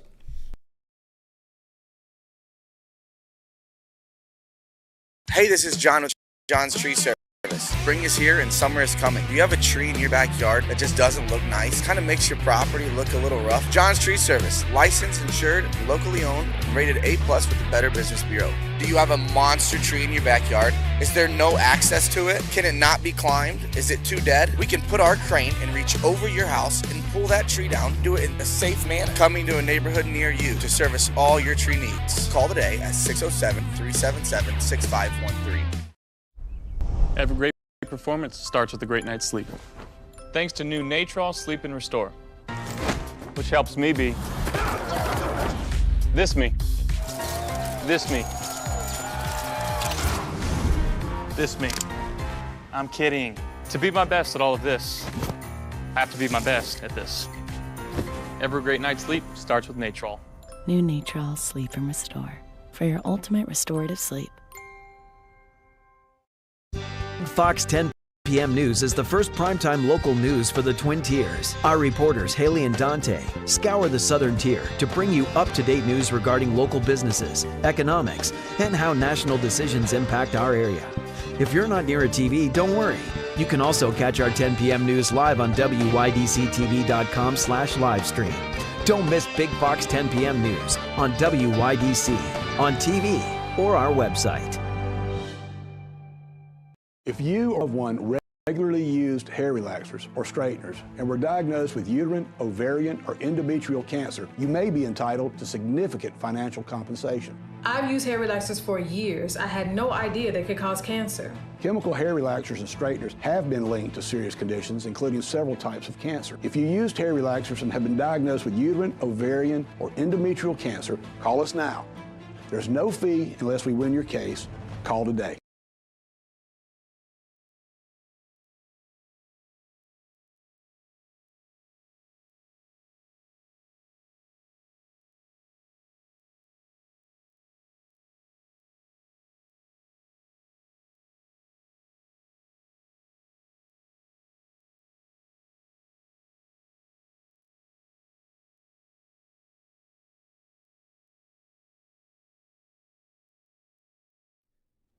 The Frankly Speaking Roof Cam brought to you by Boss Security in Horseheads. Contact them today for all your business and home security needs. We are back broadcasting live from the Hesselson's studio. Michael Goodwin at the New York Post actually believes Cuomo remains New York City's best shot to keep socialist Mamdani from being mayor.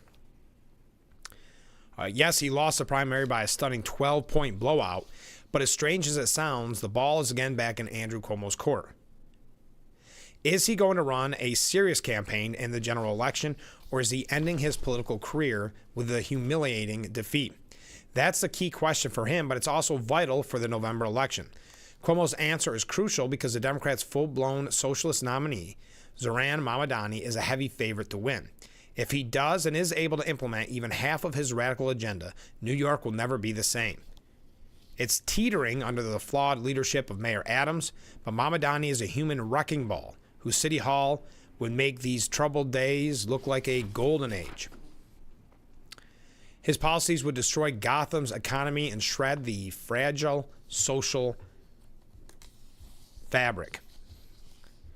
He plans on freezing rents on 1 million privately owned apartments, which would turn the housing crisis into an unfixable disaster. What private developer is going to build apartments if it means losing money on the whims of a Nepo baby mayor who has never held a job in the private sector? And if the government becomes a major builder, look to the perpetually troubled housing authority projects for a vision of the future. His racist plan to tax white-owned property higher than others and his support for anti-Semitic policies are beyond the pale. So he keeps going. I know we're not in New York City, but it's worth mentioning. So again, Michael Goodwin's feeling is that Cuomo remains the only shot to keep Mamdani from the mayor's mansion. My prediction is that Cuomo, after licking his wounds and sounding out key donors and supporters, will throw himself into the November race. At this point, foolish pride is the only thing he has left to lose. Now, Rich Asperardi, who's been a Cuomo spokesperson for as long as I can remember, he said, "We'll be continuing conversations with people from all across the city while determining next steps. Extremism, division, and empty promises are not the answer to this city's problems. And while this was a look at what motivates a slice of our primary electorate, it does not represent the majority. The financial instability of our families is a priority here, which is why actionable solutions, results, and outcomes matter so much." Now, Sasha Stone at the New York Post. Do I have time for this? I do. Sasha Stone writes, Zohran Mamdani's primary win marks the end of the Democrat Party as we once knew it. Truth is, it was already dead. Democrats spent 10 years going to war on Donald Trump while also using him to scare their voters to the polls with endless crises. With the media behind them, they didn't have to offer the people much of anything. They would vote blue no matter who, as long as Trump was on the other side. Now, as Trump rounds the bases of an extraordinary couple of weeks with major wins at home and abroad, it should be starting to sink in that Democrats have lost this war. Trump defeated them in the courts, on the borders, in schools, and in the minds and hearts of Americans. But Trump didn't destroy the Democrat Party. They did it all on their own by never offering voters anything better, or anything at all but Trump hate. Mamdani stood apart by doing the unthinkable. He ran as an unapologetic Democrat socialist. He seemed to arrive almost magically to sell Gen Z the dream, a showbiz Nepo baby and former rapper who has a whole lot of charisma waiting for his ticket to ride. Has the Democrat Party found its new leader? It's not really his policies that brought him victory so much as his revolutionary spirit. He's the living embodiment of the summer of 2020. It's an interesting way of putting that. The demographic he appeals to might herald a real revolution, considering it's the same one that backed Obama in 2008, upper middle-class white college kids. Like Obama, Mamdani is cut from their same cloth. He hung out with them.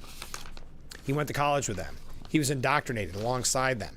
He speaks their language. He knows their world. They'll follow him anywhere. Note the viral song already hitting TikTok where young women shake and dance as they chant his name. Mamdani tapped into Indoctrination Nation, the evergreen generation that believes America is a corrupt, white supremacist empire crippled by capitalism. But would you please hand me my iPhone so I can make a TikTok? The generation came of age in a convenience culture that gave them everything they wanted when they wanted it. Uber, Netflix, abortion, DoorDash, Tinder, TikTok, Chat, GPT. Why can't they have a Democrat socialist if they want it? Because they don't really know what it means and they don't care. This is a generation ready for the big moves. No more playing it safe. The Democrats should have listened to David Hogg, a harbinger of things to come. But Democrats old enough to know the history must be in panic. They know why Hillary had to crush the Bernie Sanders movement like a bug. Party elders recall the battle days when they were undone by the Eugene McCarthy faction of the party, perceived as too extreme for the silent majority. They remember the catastrophe of George McGovern. They recall Jimmy Carter's malaise and how Uncle Teddy primaried him, ushering in 12 years of Reagan and Bush. Playing it safe worked until it didn't. Now they're having to play it bold with an army at the ready, the same army they funded and praised all through the summer of 2020. The Democrat Party has fallen, but not because it's been overrun by Islamic extremism. Republicans who take the easy bait will only help make Ramadani an even bigger star. No, it's because of all of us, a generation of helicopter moms who coddled the American mind and raised our kids to be overly fragile. We've given them high self-esteem on the oppressor-oppressed girl boss scale. We've allowed them to believe not in hard work or long hours of merit, but that we should be ranked on our race or our gender identity. What did we think that filling their heads with critical race and gender theory would do to their perceptions of themselves and their country? They've been raised to be intolerant, judgmental, and totalitarian toward anyone who isn't fully on board with their fundamentalism. The Democrats will realize all too late that what they helped build. They were only watching Trump, and it cost them everything, even their own survival. Now, Sasha Stone is a writer, publisher, and former Democrat. I thought you would find that kind of interesting, the death to their own party because of people. Well, you see with AOC, the AOC faction that wants her to run for president. That was the Salon calling for her to run for president in 2028. It's kind of radicalism, but let's face it, Bernie Sanders was very popular when he ran both times, but the first time against Hillary. But the Democrat machine made sure that there was no way that he could possibly win. The fix was already in. If I were a Democrat, I'd be outraged, but the Democrat Party has historically shown that they don't care about the American voter, let alone their own party voters. And we're going to talk about another Democrat issue, and then we're going to get to the border. Your thoughts on all the topics of the day. Paramount and CBS paying the President of the United States, it looks like at least $16 million. It could actually be upwards of $30 million for that election interference lawsuit where they selectively edited the tapes of Kamala Harris. We can talk about that. There's also, of course, a big, beautiful bill. Your thoughts on that. And also your thoughts on the fight between Musk and Trump. All that. Anything else you'd like to talk about?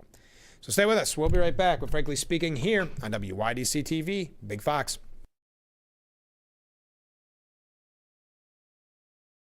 I have type 2 diabetes, but I manage it well. It's a little pill with a big story to tell. I take once daily, Jardiance, at each day start.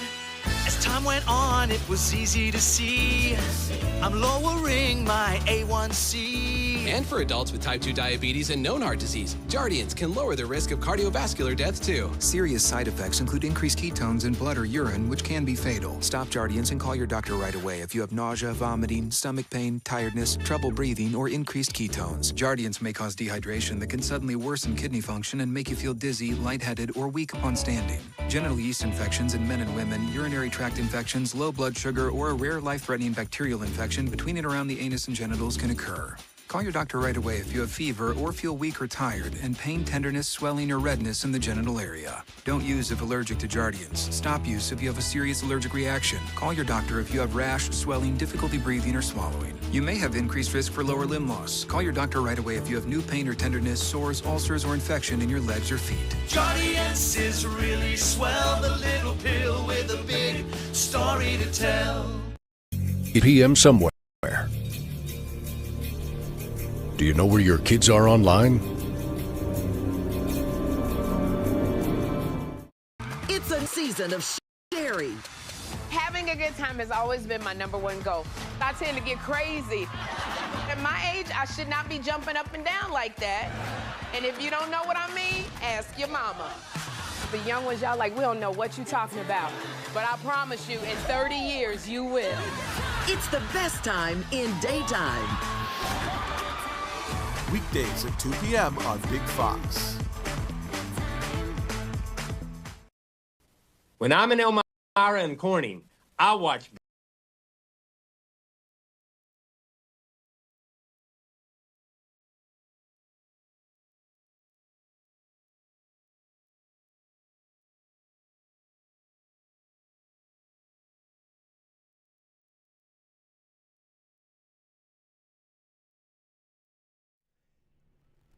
The Frankly Speaking Roof Cam, brought to you by Boss Security in Horseheads. Contact them today for all your business and home security needs. We are back, broadcasting live from the Hesselson studio here on Marcus Street in Corning. Let's go to the Steuben Senior Services Fund section of our program, where we read viewer comments. Also, thank you to everybody who sent out that they enjoyed the Cardboard Boat Regatta, our yearly tradition of playing the Cardboard Boat Regatta. There are 2 chances, if you missed it, 2 chances left to catch it. One is actually tonight from 6 to 7 p.m. So if you'd like to watch that right here on Big Fox. And also, let me see here. July 4th. Oh, yeah, that's right, July 4th. From 3 to 4 p.m. And that's on our sister station, both of them on our sister station, WJKP. So thank you for all the comments on that. Comment from a different viewer. Please give us Kathy's phone number so we can let her know that we are not one of the 20 million behind her. If you really want her phone number, and I'm sure it goes to her office, office hours from 9 a.m. till 5 p.m., the website notes. But if you would like it, grab a pen. It's 518 474-8390. So there you go. 518-474-8390. And if you missed it, let me know, and I will text it back to you. Okay. Oh, interesting here. This was being reported by Fox News as we were talking about the Democrat Party. While Republicans on the House Oversight Committee have started questioning former President Joe Biden's cabinet members about the alleged cover-up of his cognitive decline, a former Democratic National Committee insider says she is sitting on a trove of answers. In a wide-ranging, exclusive interview with Fox, Linda Lee, a former DNC fundraiser and National Finance Committee member, detailed her front-row seat to Biden's presidency and the people who pulled the strings behind the scenes. Quote, Biden is definitely complicit, but there were a lot of people behind him, like puppet masters. Former First Lady Jill Biden very much knew what she was doing. What she did was absolutely elder abuse. There is no question in my mind. Now, last week, House Committee on Oversight and Government Reform Chairman James Comer issued a subpoena to Anthony Bernal, former assistant to the president and senior advisor to the First Lady, to appear for July 16th deposition. They deny the cover-up, but I had a front row seat watching it happen. People like Anthony Bernal, I saw him running the White House like he was in charge, like he was a king. It's just so amazing how to see him dodge a subpoena and completely dodge accountability. He can run, but he can't hide. His name is going to go down in infamy forever. Bernal has confirmed his appearance for a voluntary transcribed interview before the committee on June 26, but after the White House counsel's office informed him it was waiving executive privilege for the Oversight Committee's investigation, he refused to appear. Lee said Bernal, who also served as the First Lady's chief of staff, followed Jill around like a dog, while Bernal's apparent power grab coincided with Jill's growing role in the White House. Lee added that he ran the East Wing more than the West Wing. Linda Lee, a well-known fundraiser who raised money for the Democrats' 2024 presidential campaign, announced her exit from the party back in December, having enough of this kind of behavior behind the scenes. Another person that she named, former domestic policy advisor Neera Tanden, testified for hours before the House Oversight Committee last week about her knowledge of the auto pen. Tanden told reporters that she answered every question and was pleased to discuss my public service, and it was a thorough process. Glad I answered everyone's question. Lee said that Tanden played an intricate role in the using of the auto pen when Biden was manifestly unqualified and unable to prosecute the duties of his office. Just something I wanted to pass along quickly. I know that was running a little bit late.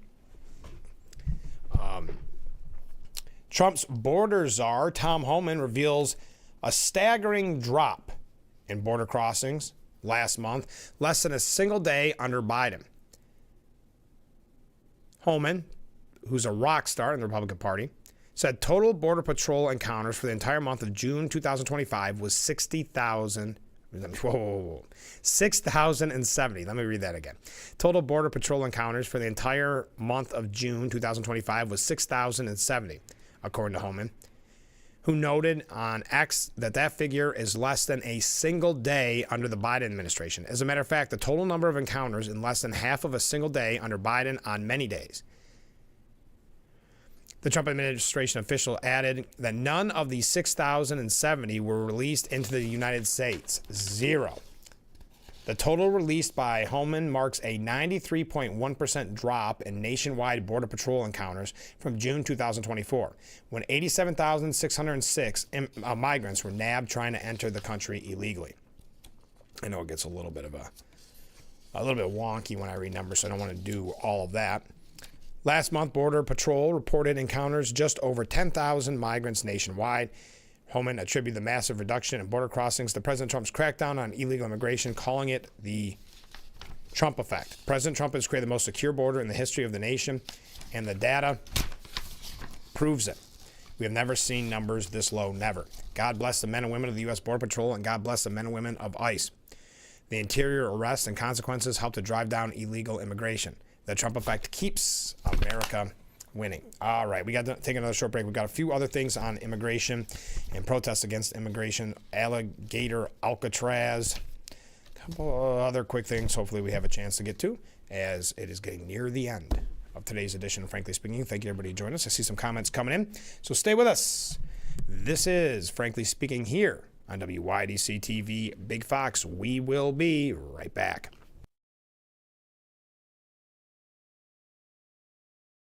I have type 2 diabetes, but I manage it well. It's a little pill with a big story to tell. I take once daily, Jardians, at each day start. As time went on, it was easy to see I'm lowering my A1C. And for adults with type 2 diabetes and known heart disease, Jardians can lower the risk of cardiovascular death too. Serious side effects include increased ketones in blood or urine, which can be fatal. Stop Jardians and call your doctor right away if you have nausea, vomiting, stomach pain, tiredness, trouble breathing, or increased ketones. Jardians may cause dehydration that can suddenly worsen kidney function and make you feel dizzy, lightheaded, or weak upon standing. Genital yeast infections in men and women, urinary tract infections, low blood sugar, or a rare life-threatening bacterial infection between and around the anus and genitals can occur. Call your doctor right away if you have fever or feel weak or tired and pain, tenderness, swelling, or redness in the genital area. Don't use if allergic to Jardians. Stop use if you have a serious allergic reaction. Call your doctor if you have rash, swelling, difficulty breathing, or swallowing. You may have increased risk for lower limb loss. Call your doctor right away if you have new pain or tenderness, sores, ulcers, or infection in your legs or feet. Jardians is really swell, the little pill with a big story to tell. 8 p.m. somewhere. Do you know where your kids are online?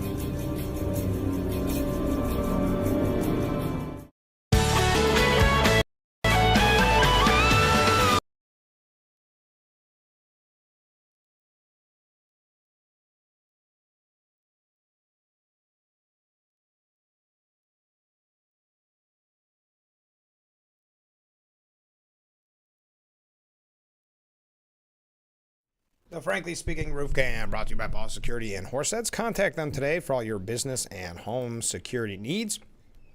Welcome back as we broadcast live from the Hesselson studio. And it's the Steuben Senior Services Fund section of our show where we read viewer comments. First up, Rick writes in, good morning, Frank. Well, good morning, Rick. Hey, Elon, you go Elon. Taking on Republicans voting for the big bad bill. If you vote yes, deal with Elon. Vote no, deal with Trump. Pick your poison.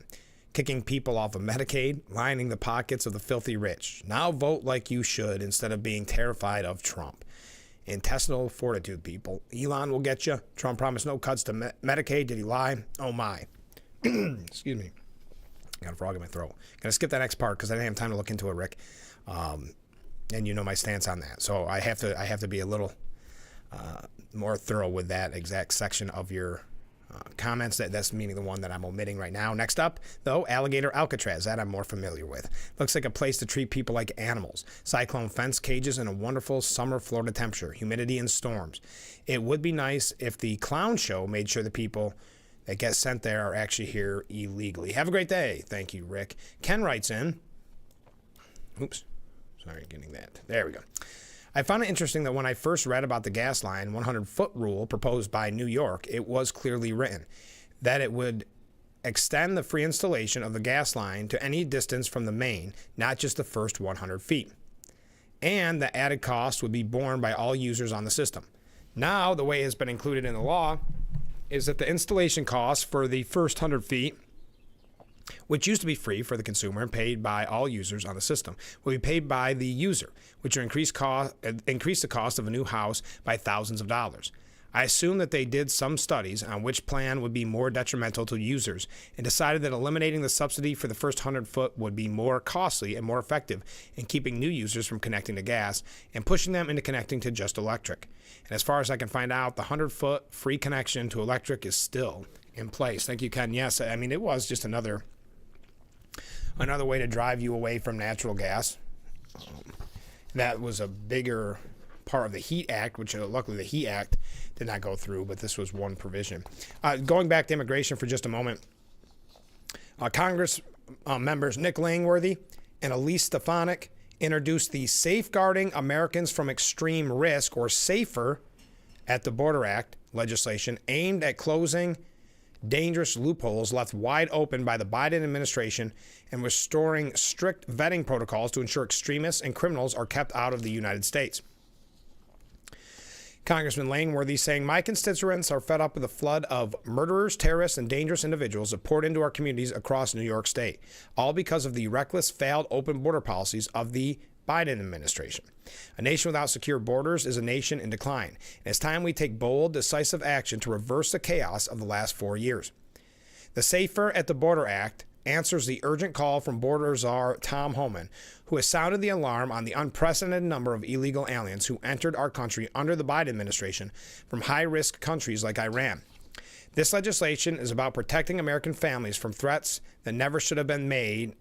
This legislation is about protecting American families from threats that never should have made it onto our soil in the first place. Elise Stefanik, discussing the act, saying the worst governor in America, Kathy Hochul, embraced and fully supported Joe Biden's catastrophic open border policies. She has put all New Yorkers at risk by prioritizing illegals first and New Yorkers last with her sanctuary state policies. Today, I'm announcing I am co-leader the Safer at the Border Act with Congressman Nick Langworthy to keep dangerous criminal illegals from terrorizing New York and our nation's streets. The legislation closes loopholes that were exploited by Kathy Hochul's failed policies and Joe Biden's reckless abuse of immigration parole. Terrorists, transnational criminals, and dangerous foreign nationals invaded our sovereign nation under the corrupt and failed leadership of Kathy Hochul. We must put law-abiding New Yorkers first and secure our border. What some of the provisions of the Safer at the Border Act would prohibit parole for high-risk aliens. The bill bars the Secretary of Homeland Security from granting immigration parole to individuals who pose national security or public safety risks, such as known terrorists, members of transnational criminal organizations, or those flagged in federal threat databases. It closes loophole for refugee parole and targets national security threats in immigration law. Also, on the immigration, how am I doing? I got to take a short break. We're going to run through the rest of this very, very quickly. Some last breaking stories, but I'd love to read your comments about the big, beautiful bill. Some more comments on the big, beautiful bill. Your thoughts about Elon and Trump's fight. Paramount and CBS settling with the, not really Trump administration, with Trump on the election interference lawsuit because of their selectively edited interview on 60 Minutes with Kamala Harris, paying upwards of $30 million. The actual initial fee, $16 million. Then there's other provisions in there that could get as high as $30 million. But we got to take a short break and reading your last minute comments. When we come back, stay with us.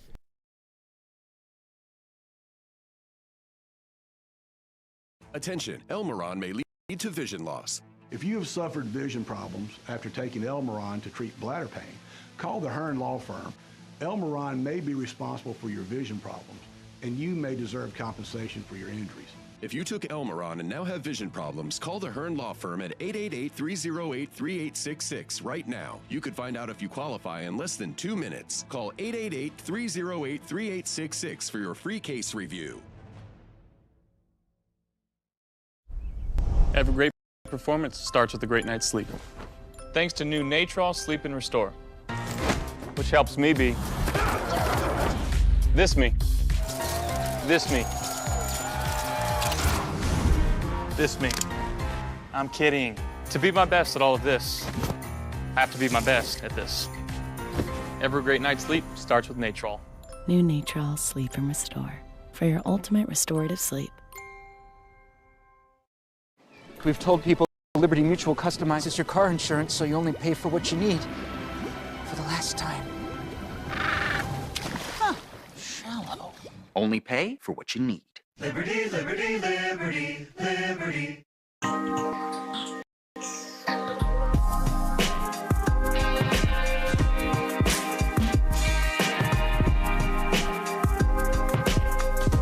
Haley Livingston, Big Fox News.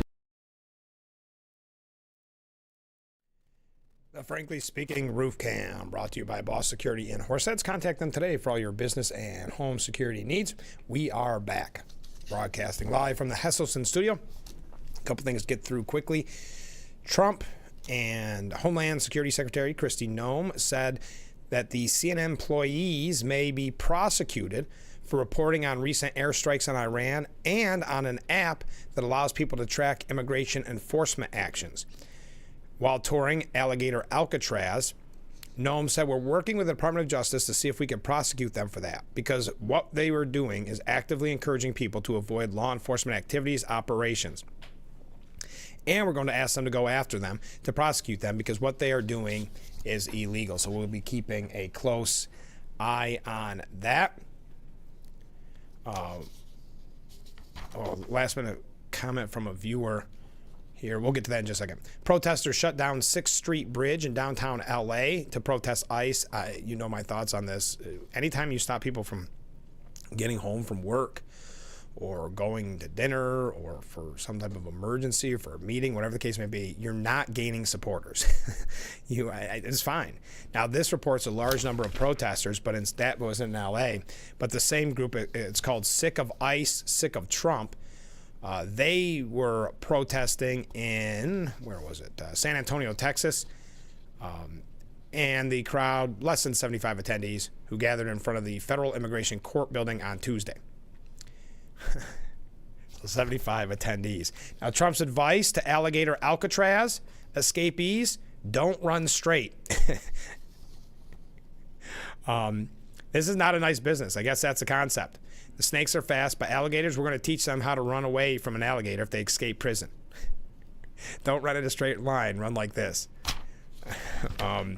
Joy Reid, former MSNBC host, likened Alligator Alcatraz to concentration camps, as well as, and it's always interesting who gave who the talking point first.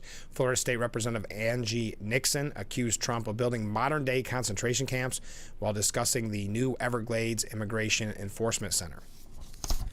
All right, that does it for today's edition. Oh, Trump administration did approve Gavin Newsom's request to bail him out, Gavin Newsom that is, of damages left by the violent LA riots. Saying here, Kelly Loeffler said Governor Newsom allowed a mob to rampage Los Angeles, standing with violent rioters, paid protesters, and criminal illegal aliens over law-abiding citizens. Despite an estimated $1 billion in damages, he refused federal relief for weeks, insisting that the riots were peaceful. Even as small business owners stood in the rubble. Although the SBA has approved California's disaster relief request and will begin delivering immediate aid to the innocent victims, Governor Newsom must take accountability for his state-sanctioned crisis and stop playing politics with American livelihoods. Trump says Israel has agreed to conditions of a 60-day ceasefire as the proposal heads to Hamas. Well, that does it for today's edition of Frankly Speaking. Last second comment here. Always the same tactics with the left. Remember when Cuomo said he wanted to require gun owners to buy insurance that would be so expensive no one could afford to pay it. Same thing with cigarettes, taxing them to drive away smokers. Now causing huge 100-foot money to drive people towards electric. Same old song, always manipulate people to get their way. Thank you very much. Thanks for all the comments. We will be back tomorrow morning starting at 6 a.m. with Frankly Speaking only on WYDC TV Big Fox. We'll see you tomorrow morning bright and early. I look forward to it already. Have a great day, everyone.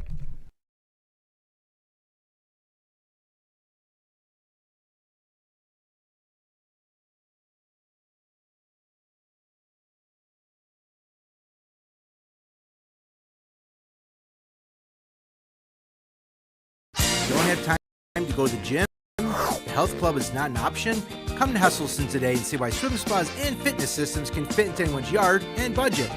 12-foot, 14-foot, 15-foot, 18-foot dual temperature hot tub and swim spas are all on display in Hesselson's indoor and outdoor showroom. Try before you buy. 0% interest-free financing options are available on every Hesselson swim spa. Swim and exercise year-round and start making every day better. And for 70 years, it's still fun to poke in the corners at Hesselson's.